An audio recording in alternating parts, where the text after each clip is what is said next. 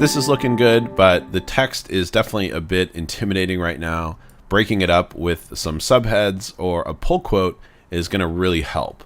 So let's go ahead and add a pull quote in here. And remember that a pull quote is where we actually pull a little piece of the article out and kind of feature it large. Okay, so we want to look for some kind of part of this article that is interesting and will kind of live on its own and help engage the reader. So one thing that I noticed is this part where it's talking about people sleeping in internet cafes, because their apartments are so small. So we could pull out this entire sentence. That would be kind of a longer pull quote. I'm going to work with something a little smaller. So maybe I'll just, pull out just the end of it. Okay, because I think that is already saying a lot. So let's go ahead and copy that text. Okay, and then I'm going to pull that into a separate text box. So let's create a separate text box for that and just sort of paste that in. Okay, so, it is right now in our paragraph style for body copy. Let's go ahead and edit this, and then we can create a new paragraph style for our pull quotes. Okay, so since this is a pull quote, we're going to want it to be a good amount larger. Let's go ahead and blow that up. Maybe we'll go back to the DIN typeface for this piece of copy. Okay, let's adjust our leading. And we also want to take out that first line indent. There we go. Okay, and maybe we'll actually make it the green color. I think that's another good move because we really want to create, good contrast between this pull quote and the rest of the article. So we want it to be interesting. We want it to stand out. Okay, so by default, when we create this pull quote, it's of course just going to go ahead and sit right on top of the text. Okay, and that's not really what we wanted to do. What we want is for the text to kind of break around this quote. Okay, so what we can do is use something called a text wrap. Okay, so let me kind of resize this text box a bit. And then I'm going to go over here to text wrap. And if you don't have this in your interface, you can always go up to window and just add it right here. Okay, but in text wrap, we have a few different options. And by default, the first option, which is no text wrap, is selected. Okay, so with no text wrap, it's going to make it so that there's no interaction between these two pieces of text. They just sort of sit right on top of each other. But if I change it to wrap around bounding box, okay, something different will happen. Basically, what will happen here is that now, since this is set to wrap around the bounding box, wherever I place this text, the other text is going to kind of make room for that text. Okay, so you can see it's sort of like wrapping around this. In this case, the text is kind of coming and just going right around the side of it. Okay, so that's the way that this is going to happen.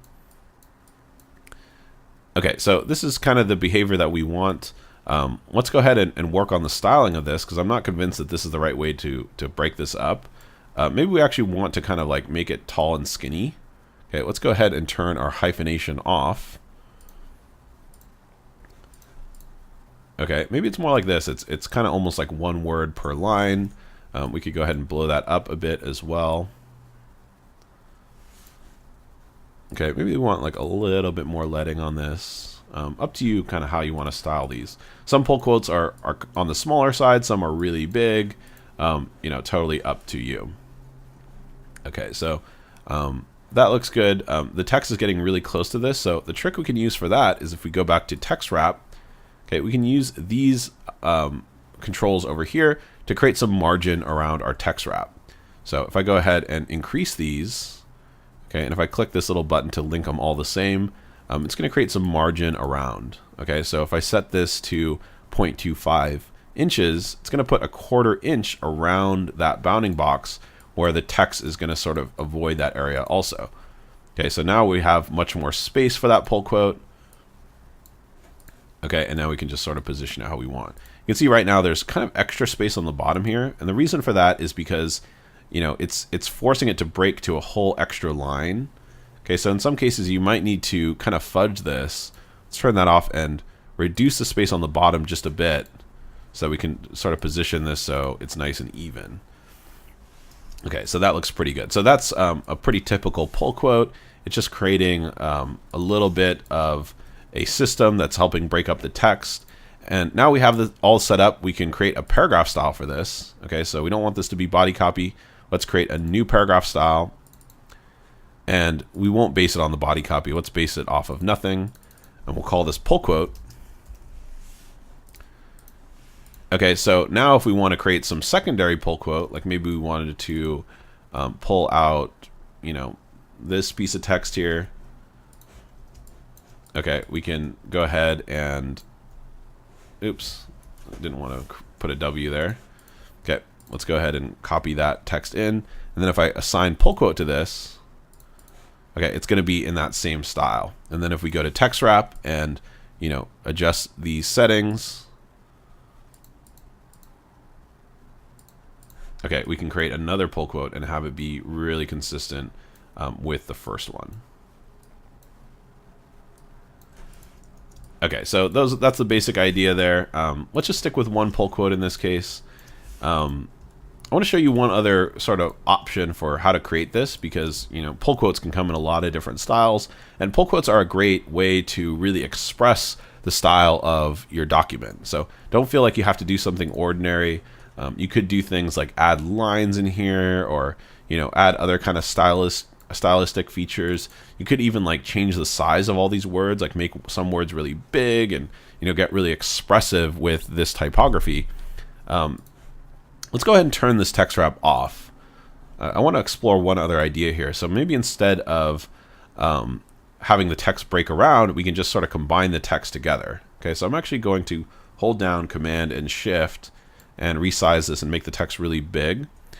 And I'm going to go over to Effects and change the blending mode of this text to multiply.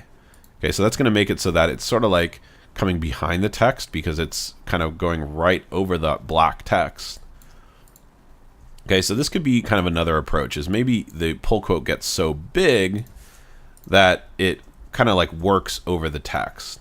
If you do something like this, you probably want the pull quote to be really short.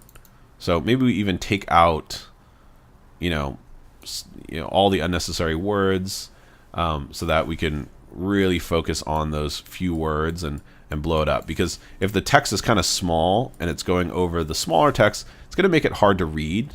Okay, but if we make it really big, and it could even potentially come over the image a little bit, that could be kind of an interesting effect. Okay, it's still going to be pretty readable when we go in here and read it. And it is affecting the readability a little bit, but, you know, it's just a few words and we can still read it. And again, it's just helping create sort of an interesting way to break this up.